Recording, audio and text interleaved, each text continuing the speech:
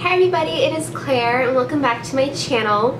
I'm so sorry it's been a minute since I've made a video for you guys. April has just been one heck of a month for me. I turned 18, I moved houses, I went to Disneyland, I've been working, ready to graduate high school, all that good stuff. So it's nice to just be able to chillax, take a hot minute and make a video for you guys. I really wanted to talk about my nose piercing today and just like my nose ring in general. There's so many good videos out there, honestly, about getting your nose pierced and the process and how to clean. I just wanted to make my own because I figured why not? I love giving people advice, and if there's any way I can help people through my own experiences, then that is what I am all about, definitely. So without further ado, let's get started. So basically, I got my nose pierced 2 times. I got the first time pierced on this side. You can still kind of see the hole just a little bit. It's like right there.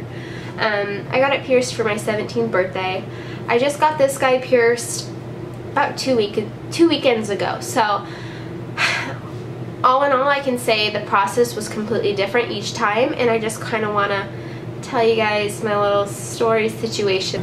When I got this side pierced, looking back, it was very unprofessional, I can definitely say. I made an appointment with this local tattoo piercing shop that had good reviews, all that good stuff. So when we went in, the guy, he told me that the piercer wasn't in that day, that we would have to come back the next day, and he'd give us like $5 off. So we decided to come back the next day, and people were waiting for him because he still wasn't there. He arrived about 20 minutes after I got there, and I had to wait about an hour for him because he had to deal with all these people that were waiting before me. So it was kind of like irritating, but I stuck through it. I was like, you know, I'm already here, I just gotta get it pierced, get it over with, all that stuff. So, so right before he pierced me, he was very just like rushing, I feel. He didn't clean his hands as much like I saw this guy do it. He didn't change his gloves ever. He wore 1 pair of gloves for me. Obviously for each person he used different gloves, but for me he like put on gloves right after he washed his hands, then touched like drawers and tools and just paperwork with the same gloves he was gonna pierce me with, whatever.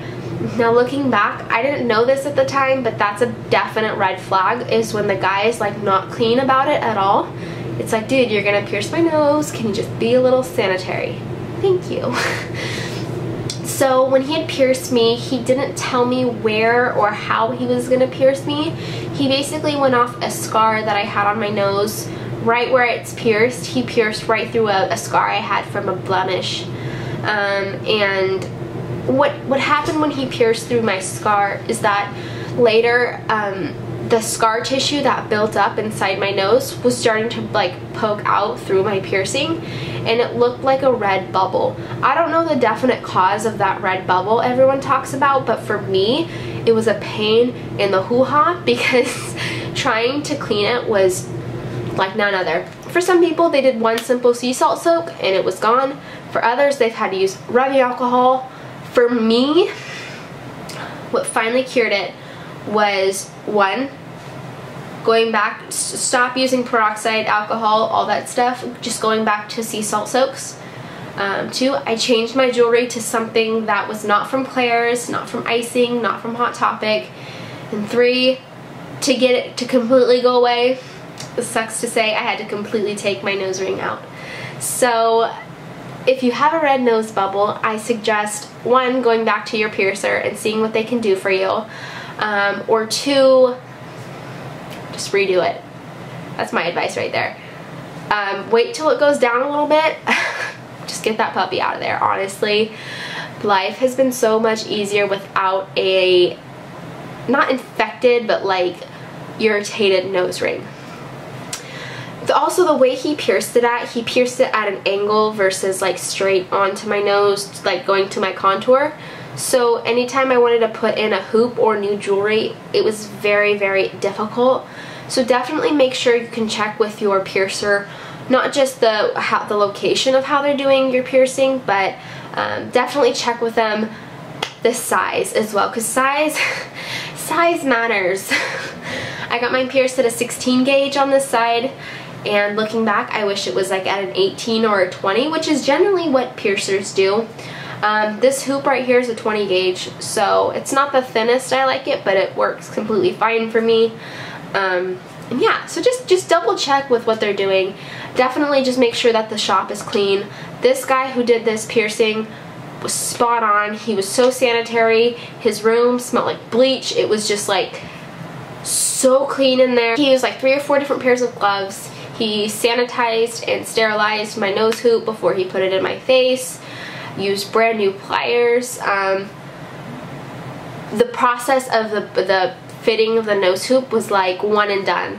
He shot through the needle, pulled it out, looped through the hoop, and just closed it, and we were solid.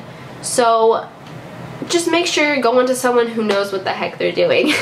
I typically tend to do 2 sea salt soaks, 1 in the morning, 1 in the night, and then I carry around this little guy right here, which is H2Ocean, and I love this so much, alright?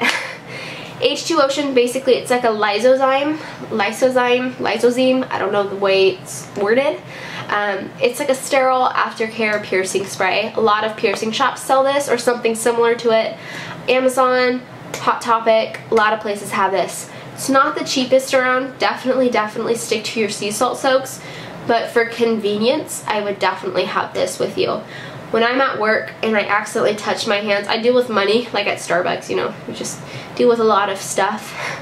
And I might accidentally bump my nose ring with my hand if I'm like fixing my hair or something. I will just use this, just spray around it really quick, let it dry, and it just, I don't know exactly what it does, but it works. I'm gonna just be straight up.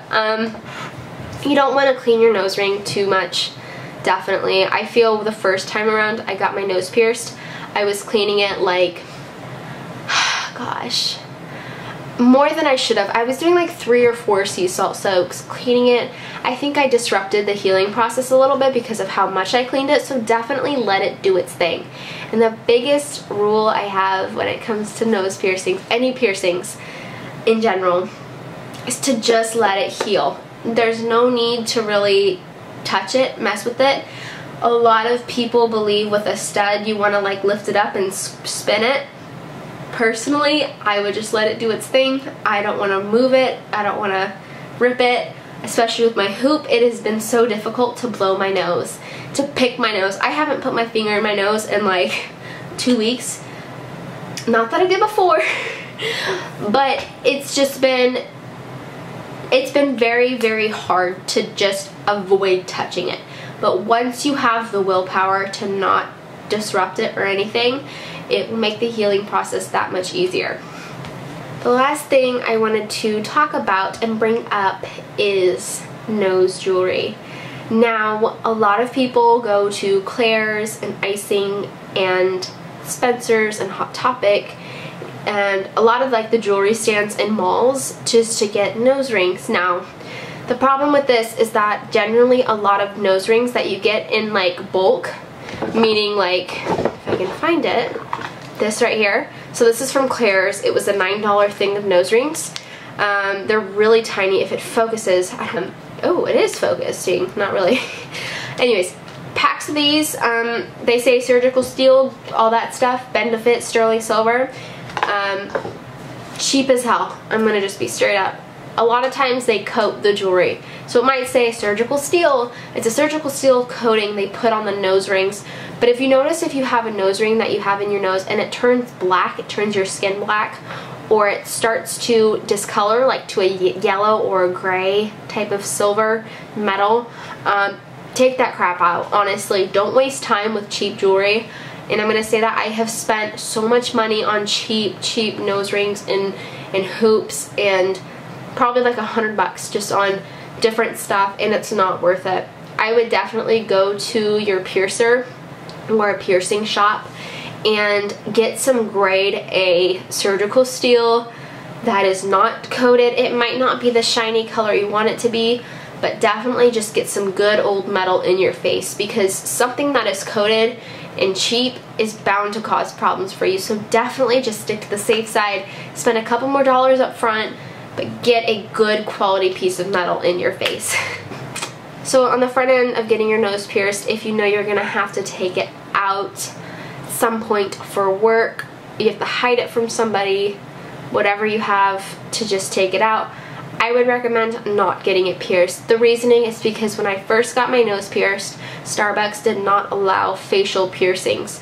Recently they updated their policy, so now you can have face rings and all that stuff. So like I said, don't try and disrupt the healing process by taking it out too early. I did. Look what happened to me. Long story short, just try and just stick with it and love it. If you don't love it, you know, take it out, get it changed, whatever you have it. And that is my wonderful advice for you guys on the internet. I hope I covered everything. I feel like there's something I'm not like remembering, but I will make sure to include it in the description if I do, however, forget.